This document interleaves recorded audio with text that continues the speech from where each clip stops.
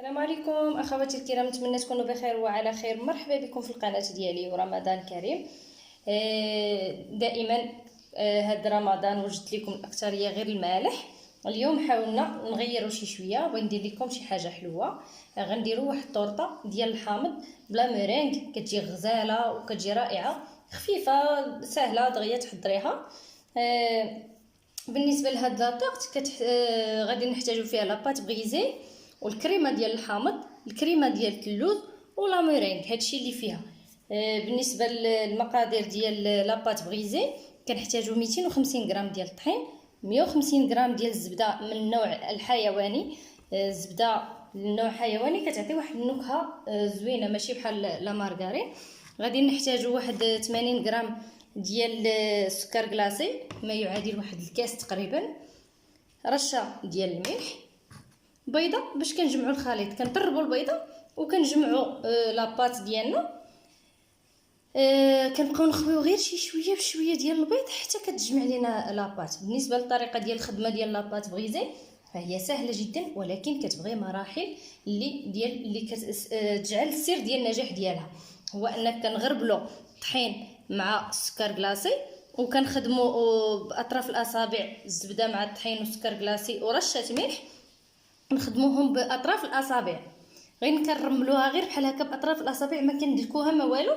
وكنطربوا البيضه ونبداو نجمعوا بها العجينه شويه بشويه وما كتدلكش، كنبقاو نخدموا بها غير بحال الصابلي، حتى هي راه محسوبه لاباطا صابلي. بالنسبه للكريمه ديال اللوز، الكريمه ديال اللوز غادي نحتاجو فيها كاس ديال بودره اللوز. انا كنفضل نطحن اللوز بالقشره ديالو، كنطحنو على شكل بودر باش كنستافدو حتى من ديك القشره ديالو. غادي نحتاجو كاس ديال السكر كلاصي، معلقه ديال النشا ما يعادل واحد 10 غرام، و100 غرام ديال الزبده نوع حيواني حتى هي، وبيضه باش كنجمعوا الكريمه ديالنا. كنطربوا الزبده مع السكر كلاصي حتى كيوليو كريمه، كنزيدوا النشا، نزيدوا بودره اللوز حتى كيجانس لينا الخليط، ونجمعوا ببيضه. ساهله اذا حتى الكريمه سهله في الطريقه ديالها. غنمروا للكريمه ديال الحامض.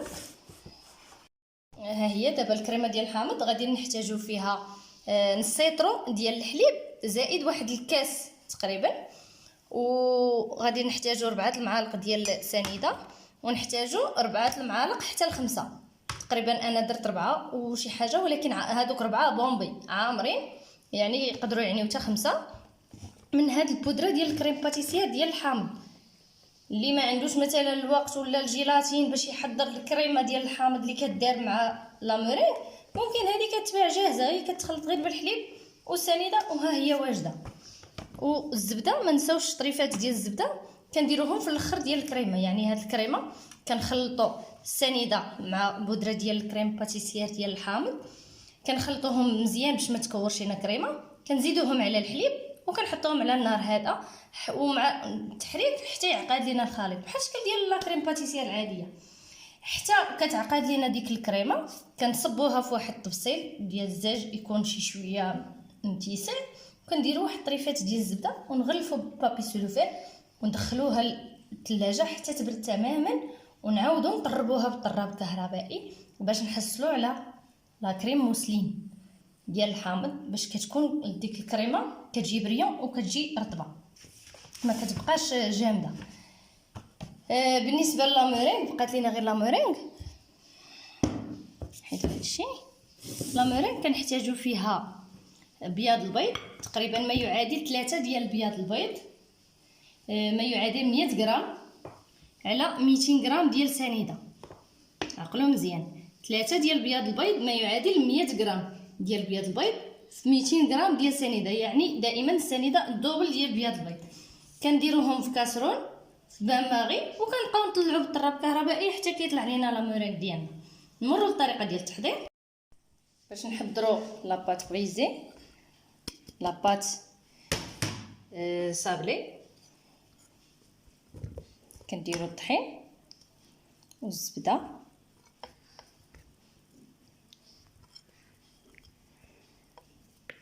الزبده دائما تكون حراره المطبخ، نديروا مليحه، الملحه كتعادل الحلوه ديالنا. وندير السكر كلاصي. البيضه هنا طربتها صافي، وكنجمع باطراف الاصابع بحال ما هكا حتى كتنسجم لينا ديك الزبده مع الطحين ومع السكر. اصلا حين الزبده راه شي شويه كتكون 150 غرام في 250 غرام، 150 غرام ديال الزبده في 250 غرام ديال الطحين، يعني راه ما غتحتاجش لينا البيض بزاف، غير شي شويه ديال البيض اللي غنحتاجو. كنرملوها بحال هكا باطراف الاصابع صافي، وكنجمعوها بالبيض ونديروها ترتاح في الثلاجه ونسرحوها بالدلاك ونلبسوها اللومول ديالنا.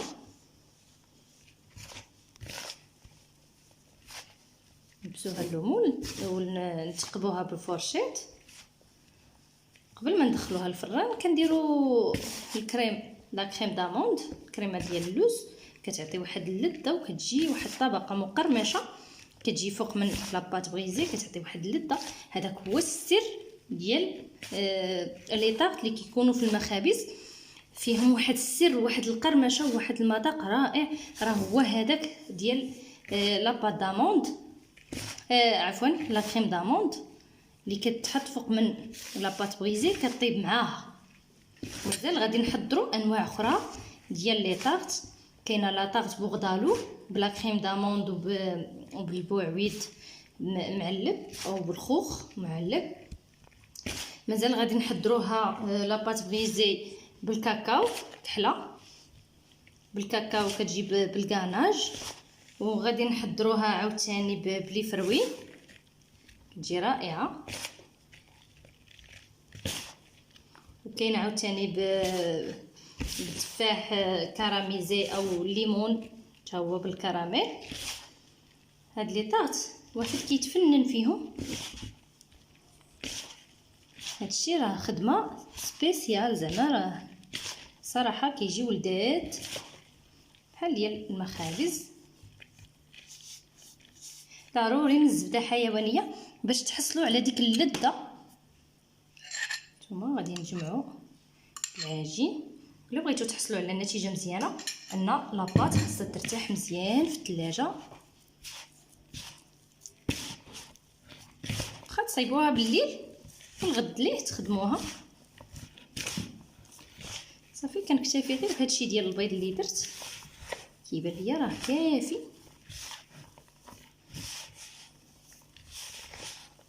صافي غنجمعوا العجين صافي. غادي نجمعوها دابا ونديروها بلاستيك غذائي وندخلوها للثلاجه.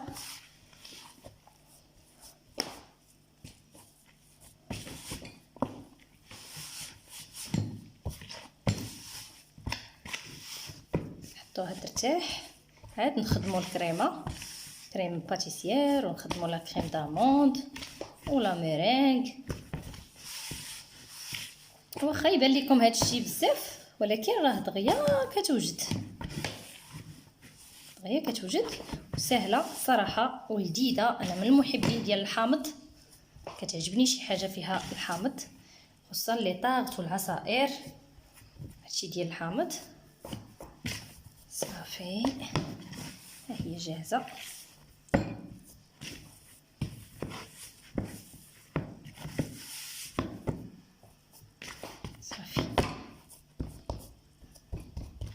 صافي غنغطيوها دابا. درنا لاباط بغيزي، درناها كيف ما شفتوا، حضرتها درتها في الثلاجه بما هي تبرد وتشد راسها شي شويه في الثلاجه. غادي نحضر الكريمه ديال لا كريم باتيسير ديال الحامض باش نديرها في الثلاجه حتى هي باش تبرد. عاد نوجد الكريمه ديال اللوز ونلبس لاباط اللومول. المهم هادشي خاصو مراحل ضروري. غادي باش غادي نبداو في الكريمه ديال الكريم باتيسير ديال الحامض. هذاك البيض اللي حنا فرقنا البيض وعلى الصفار باش خدينا نديرو لا ميرينغ، داك الصفار ديالو ما غاديش نضيعوه، هو غادي نزيدوه في الكريم باتيسير باش كتجينا عاقده. ما ذكرتها لكمش غير حين نسيت، ولكن عارفه راسي غادي نخدمها قدامكم تشوفوها. كناخذ هادوك 3 ديال الصفار د البيض اللي بقاو لنا ما غاديش يضيعوا، غنزيدهم في لا كريم باتيسير. ماشي هما ماشي ضروري، غير هو ملي انا كنديرهم في لا كريم باتيسير كتجي لا كريم باتيسير كتجي عاقده وكتجي بنينه صراحه. كناخذ الصفار د البيض هادوك 3 اللي عزلناهم، ها هما كنطربهم مع سنيده. ما غادي ندير لا فاني لا حتى شي حاجه. بغيتو ديروا شي نكهه ديال الحامض تقدروا ديروه، لان كريم باتيسير ديال الحامض ماشي ديال الفاني. صافي وغادي نطربوا دابا بالطراب مزيان ونزيدوا معاهم الكريمه باش نطربوا كلشي. عاد نزيدوا الحليب ونحطوا كلشي على البوطه.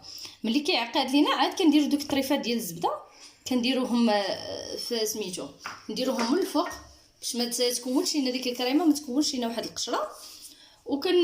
نديروهم سميتو نديروه يبرد. دابا غادي نخدموا، غادي نحرك هكا باش ما يطيرش لينا داك الكريمه، باش لينا الفوق. هانتوما بلاتي كنقربوا فيه وكنزيدوا الحليب شويه شويه.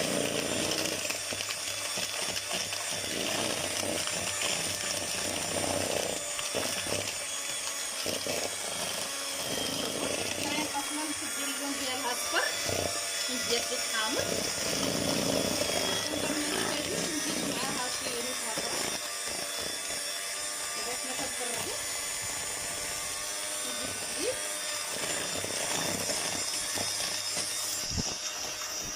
كيندمج لينا الحليب مع الكريمه والسنيده عاد نحطوه فوق البوطه باش يعقد. صافي غادي نوقف كما شفتوا. صافي راه ندمج لينا داك الحليب مع الخليط. غادي نحطوه دابا نديرو في كاسرون، ناخذ الكاسرون ديالنا صافي نحطوه على نار هادئه ونبقاو نحركو. ما نساوش التحريك. اصلا هاد النوع ديال لي كاسرون اصلا تيلصقوا، الا ما حطيتيش معاهم هما اصلا تيشدوا شي شويه. من الاحسن نحاولوا نبقاو نحركو بالسباتيل ديالنا حتى يعقد على خاطرو، ونفرغوه في شي طبيسيل يكون متيسع ونخليوه باش يبرد. نديرو عليه الزبده ونغطيوه باش ما يكونش بقشره ونديروها تبرد في الكونجيلاتور. ونمروا دابا عاوتاني باش نحضروا كريمه د اللوز نوجدوها باش نبغيو نديروا المونتاج. غادي نمروا دابا باش نحضروا كريمه ديال اللوز. غادي نديروا الزبده تكون بحراره المطبخ، نزيدو معاها السكر بلاصي 80 غرام يعني كيس، وغادي نخدموهم مع بعضياتهم غير بشويه ما يديرش لينا السكر.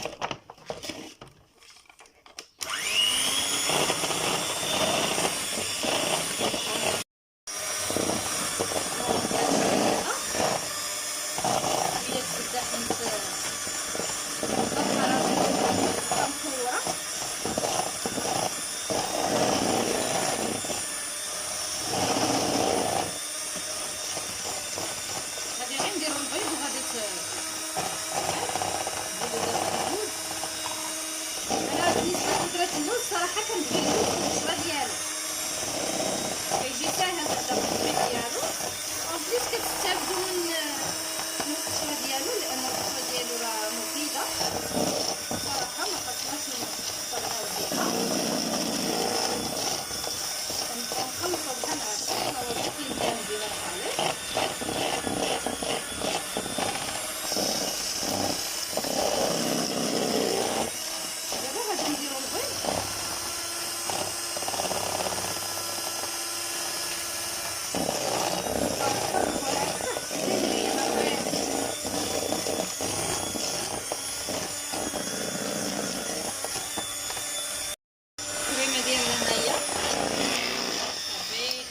جاهزه كيف ما شفتوا.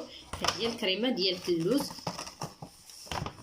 كتجي بنينه الصراحه، وكتعجبني حتى في بالنسبه لاباط فيتي الا بغيتو تعمروهم ديروهم هكايا حلوين هكايا بحال الشكل ديال لي كرواسون وداكشي كيجيو حلوين. كنعمروهم مثلا بكريم باتيسير وبالتفاح ولا بهادي. وضروري كتعجبني هاد الكريمه د اللوز حتى هي كندير منها شي شويه. ما نعاودلكمش كيفاش كيجي رائع الصراحه. الصراحه كيجيو لذاذ. دابا غادي نمروا باش نمونطيو لاباط في المول ونديرو عليها الكريمه ديال اللوز وندخلوها للفران بما نحضروا عاوتاني لا موريك ديالنا. والكريم باتيسير راه حنا ديجا حضرناها. الكريمه ديالنا ها هي وجدناها كيف شفتوا. غادي نديرو دابا من فوق شي طريفات ديال الزبده بحال هكا، ما نكثروش بزاف، هكا شي طريفات صغيورين صافي. ونغطيوها بالبابي سولفان وندخلوها للثلاجه باش تتبرد لينا تماما. عاد نعاودوها في الطحين، ضروري نطربوها بالطراب الكهربائي باش نحصلوا على كريمه تكون ليس رطبه وتكون كتبريي صراحه، كتجي بحال كريم موسلي. دابا غادي نغطيها وندخلها للثلاجه. دابا غادي العجينه ملي خرجنا لاباط فريزي من الثلاجه نتوما كتشوفوا تكون شي شويه شداد راسها نيت. كنسرحوها بالمدلك غير بشويه بالسياسه باش ما تهرس ليناش. نحاولوا معاها غير بشويه تنسرحوها.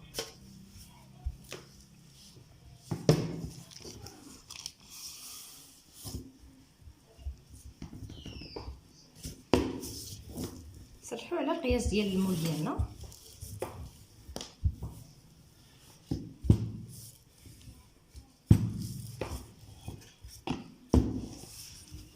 كتجي لذيذه الصراحه هذه بالحامض كريمه اللوز ولا ميرينغ، كتجي غزاله. ومازال غنوريكم ان شاء الله.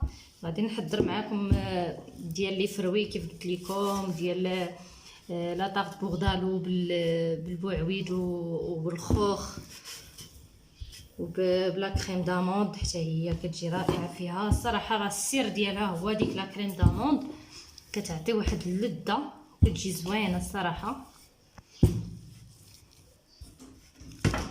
لاباط ديالنا بعد ما سرحناها كنهزوها غير بالسياسه، هي شي شويه حساسه، نهزوها غير بالقاعده غير بحال هكا. نهزوها بالدلاك، كناخدو بالدلاك كنهزوها بحال هكا، نحطوها غير بشويه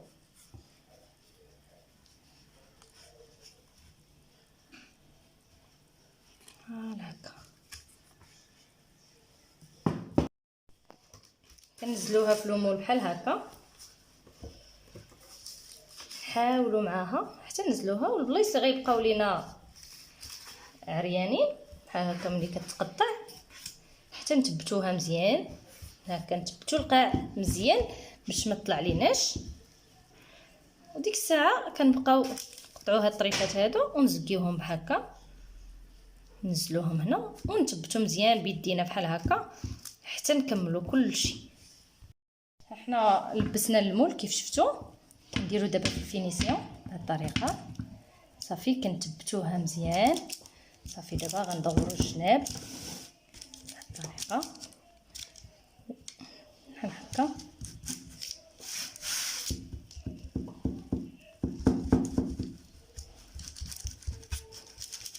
وكنقادو الجناب بالموس، ماشي بالدلاك، ماشي بالمقطع، ماشي حتى شي حاجه، بالموس بحال هكا.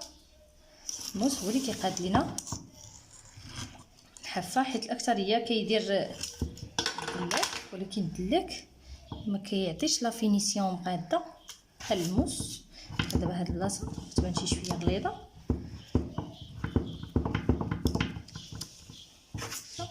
كنقادو بالموس بحال هكا. ملي كنقادو بالموس ما العجينه تبقى شاده لا فورم ديالها. صافي دابا كيف ما شفتوا درت لا فينيسيون ديالها. غادي نثقبها دابا كامله بالفرشيط. صافي وندير الكريمه د اللوز. نبغي ندخلها للفران، يكون الفران عافيه مهيله 180 درجه، ونشعلوا عليها طيب من التحت. هو الاول نشعلوا عليها لتحت حتى طيب من التحت مزيان، وعاد نشعلوا عليها شي شويه الفوق، تحمر شي شويه من الفوق باش طيب ديك الكريمه شي شويه، ونخرجوها. نديروا الكريمه ديال الحامض ونديروا لا ميرينغ ديالنا تا هو غادي نمروا باش نحضروه تا هو دابا. وعاد غادي نرجعوها للفران، اولا ديروا شاليمو. انا ما عنديش شاليمو، غندير الفران ديال الغاز حيت العافيه ديالو شويه مجهده، باش هذيك لا مورينغ تحرق لينا من الفوق وطيب لينا من الفوق، تعطيه واحد اللوين تحمر. دابا شفتوا غادي نديرو كريمه اللوز وندخلوها للفران. وكيف قلت لكم تشعلوا عليها غير لتحت، ما تشعلوش الفوق والتحت. الا شعلتوا الفوق والتحت هاد العجينه، هاد الجناب هادو ديال العجين كلهم تينزلوا.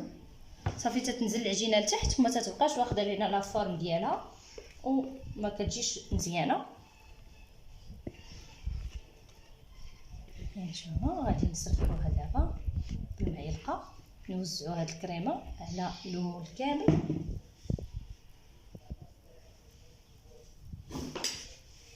ناخذ معلقه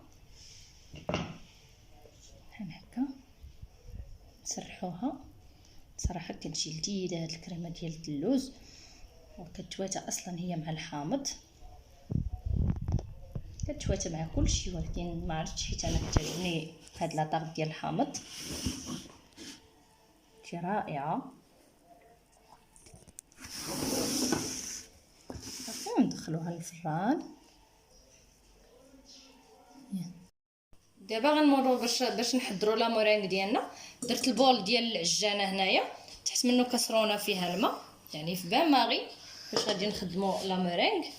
كندير سنيده وندير بيض البيض ونبدا نطرب على لا مورينغ.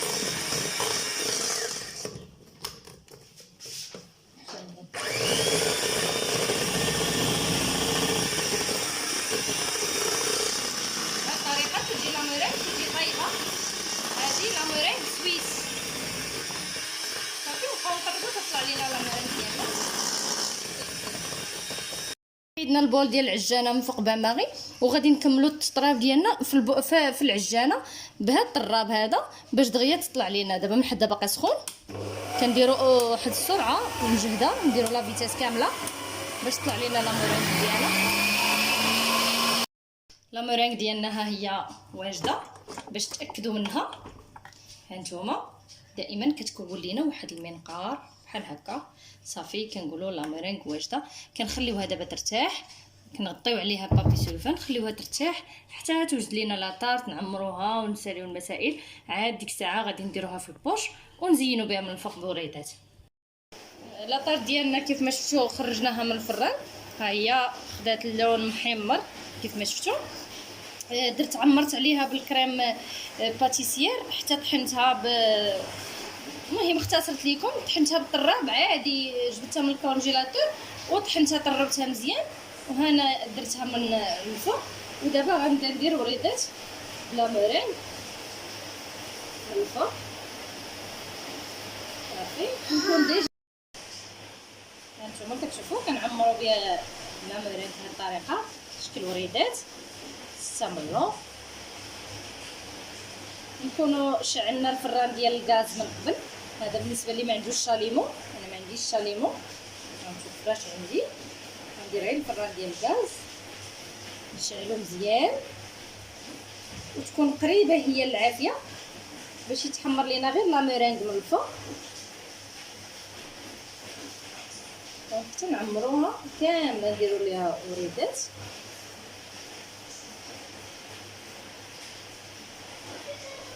واحد الطويسه فيها الماء هكا، هي زليفه صغيره فيها الماء. ندير بالاصبع ديالي وننبت هاد النويفات اللي راهم طالعين غير بشويه بحال هكا باش ما يتحرقوش لينا، باش ملي نبغيو نحمروا لا ميرينغ ديالنا كيف ما شفتوا نتبتوهم هكا غير شي شويه، ما نضغطوش بزاف، غير هذا المنقار اللي هكا كيكون طالع نحاولوا نبسطوه شويه، نديروا ايدنا في الماء. سهله وكتجي لذيذه الصراحه، ما كتحمقني شي حاجه ديال الحامض. الشكل النهائي ديال لا طاغت بلا مورينغ والكريمه الحامض كيف ما شفتوا كتجي رائعه وسهله بزاف. غادي نزينوها بعد ما خرجناها دابا من الفران. كيف ما شفتوا خديت هذا اللوين هكايا محمر، كناخذوا شي لاطه هكا وكنحاولوا نقربوها عند العافيه ديال الفران ديال الغاز باش تعطينا داك اللوين، وكنزينوا بحال هكا بلي زيست ديال الحامض هكايا، كنقطعوهم بهذا الشكل هذا وكنزينوا بهم. كنتمنى انها تنال الاعجاب ديالكم ان شاء الله، وتجربوها حتى نتوما. الصراحه كتجي رائعه وكتجي لذيذه بزاف. شكرا لكم للمتابعه، ومع وصفه اخرى.